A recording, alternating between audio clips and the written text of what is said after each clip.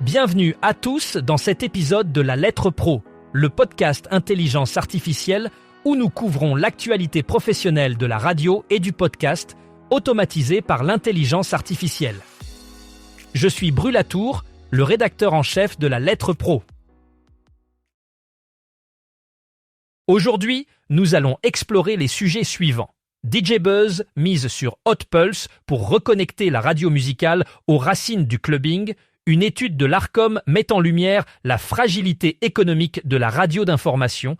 RMC progresse sur une vague, mais recule sur un an en Île-de-France. Horizon renforce sa couverture dans le Lensois et le Béthunois. FIPE Culte s'impose d'emblée dans le paysage des web radios. Radio King signe la nouvelle version de l'application mobile de Radio Nova. Énergie au cœur du dispositif audio du Gala des pièces jaunes. Sylvain Attiel dévoile les coulisses d'une guerre oubliée des ondes et ICI renforce son écosystème numérique avec une chaîne dédiée à l'ASSE.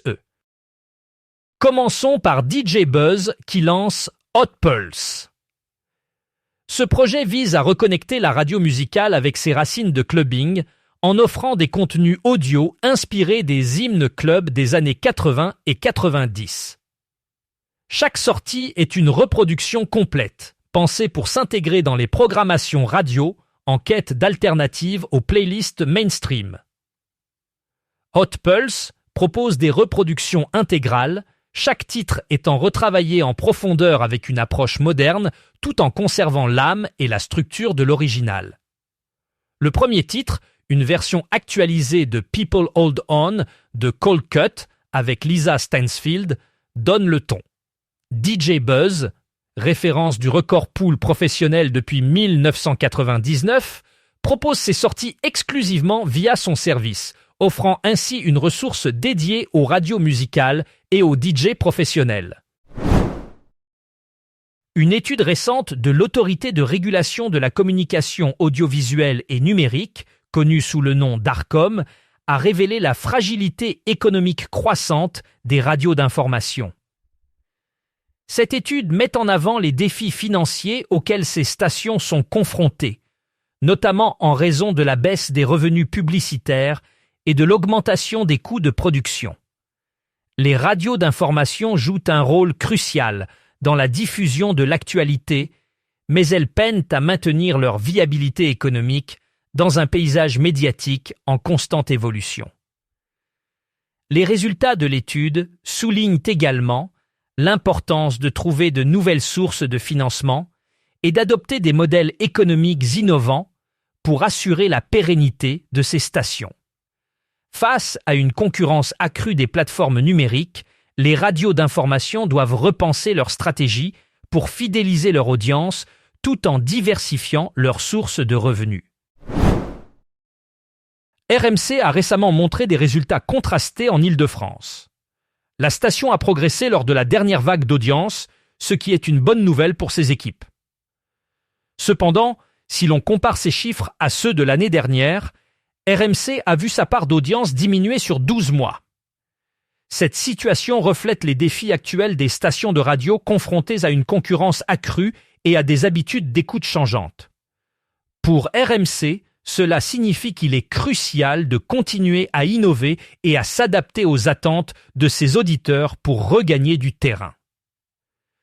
Les résultats de cette dernière vague pourraient servir de motivation pour ajuster leur stratégie et ainsi renforcer leur position dans le paysage radiophonique francilien. Horizon, une station de radio locale bien établie, a récemment renforcé sa couverture dans les régions du Lensois et du Béthunois. Grâce à l'installation de nouveaux émetteurs, Horizon est désormais en mesure d'atteindre un plus large public dans ces zones. Cette expansion stratégique vise à augmenter la portée de la station et à attirer de nouveaux auditeurs tout en consolidant sa présence locale. Les auditeurs des zones concernées peuvent désormais profiter d'une meilleure qualité de signal et d'une programmation variée qui inclut de la musique, des informations locales, ainsi que des émissions culturelles et de divertissement. Avec cette extension, Horizon espère renforcer ses liens avec la communauté tout en offrant un contenu pertinent et engageant qui reflète les intérêts et les préoccupations de ses auditeurs. L'initiative souligne l'engagement de la station à s'adapter aux besoins changeants de son public et à rester compétitive dans le paysage radiophonique local. FIP-Cult a rapidement trouvé sa place dans le monde des web radios depuis son lancement. Cette station, qui fait partie du réseau FIP, se distingue par sa programmation unique et variée, rendant hommage aux classiques de la musique tout en explorant des genres moins conventionnels. FIP-Cult s'adresse à une audience passionnée, cherchant à découvrir ou redécouvrir des morceaux emblématiques qui ont marqué les esprits. Depuis sa création, cette web radio a su captiver ses auditeurs grâce à une sélection musicale soigneusement curatée, mettant en avant des artistes de renom ainsi que des talents émergents. Avec une approche audacieuse et innovante, FIP-Cult s'impose comme une référence incontournable pour les amateurs de musique en quête d'authenticité et de diversité sonore. En s'appuyant sur les valeurs de qualité et d'éclectisme qui ont fait la renommée de FIP, cette nouvelle venue continue de séduire un public de plus en plus large et diversifié. Radio King, expert en solutions digitales pour les radios, a récemment développé la nouvelle version de l'application mobile de Radio Nova. Radio Nova, une radio emblématique du paysage musical et culturel français, attire chaque mois plusieurs millions d'écoutes en France et à l'international. Face à cette audience grandissante, Radio Nova a sollicité Radio King pour concevoir une application mobile qui reflète son identité forte. Les équipes de Radio Nova ont défini le nouveau design et l'identité visuelle, tandis que Radio King a traduit ses choix en une expérience mobile performante et fluide. L'application propose un design moderne et lisible, une ergonomie optimisée et des modules fonctionnels avancés, notamment pour les podcasts. Elle vise à accompagner la croissance des audiences et à anticiper les usages futurs de l'audio en mobilité. Cette collaboration renforce la position de Radio King comme partenaire technologique des radios souhaitant accélérer leur développement digital. Énergie, l'une des radios les plus populaires de France, joue un rôle central dans le dispositif audio du Gala des pièces jaunes, un événement caritatif de grande envergure. Ce gala, organisé par la Fondation des hôpitaux, vise à collecter des fonds pour améliorer le quotidien des enfants hospitalisés. Énergie, en tant que partenaire audio principal, diffuse en direct l'événement et propose une couverture médiatique extensive pour maximiser la visibilité et l'impact de la collecte de fonds. La station s'associe avec des artistes de renom pour offrir des performances en direct, créant ainsi une expérience immersive pour les auditeurs. Grâce à son réseau étendu et à son audience massive, Énergie contribue significativement à la réussite de cette initiative caritative, renforçant son engagement envers des causes sociales importantes. Par cette collaboration, Énergie démontre une fois de plus son rôle actif dans le soutien aux initiatives solidaires et sa capacité à mobiliser ses ressources pour des causes humanitaires. Sylvain Attiel a récemment dévoilé son ouvrage « L'histoire secrète des grandes radios pyrénéennes », publié aux éditions Priva. Ce livre plonge dans la guerre des ondes qui a opposé Radio Toulouse, Radio Andorre et Sud Radio, trois stations emblématiques des Pyrénées depuis les années 1920.